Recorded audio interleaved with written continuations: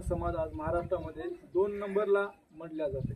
त्या धनगर समाजाचा स्वातंत्र्याच्या 77 वर्षानंतर सुद्धा हा इथला खासदार महाराष्ट्रातून त्या संसदेमध्ये जात नाही। की जी जागा होळकरांनी दान म्हणून दिली, त्या ज्या संसदेमध्ये कायदे केले जातात त्या संसदेमध्ये एकही धनगराचा माणूस निवडून जात नाही। ही कुठेतरी शोकांतिका आहे, ही विचार करायला लावणारी शोकांतिका आहे।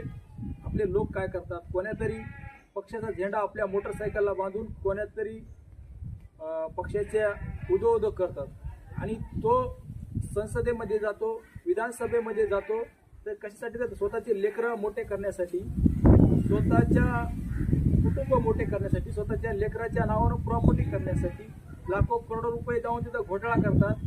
गोर गरीब कष्टकऱ्याच्या टाळावरला लोणी खाण्यासाठी जातात। पण ज्या समाजानं मतदान केलंय त्या समाजाविषयी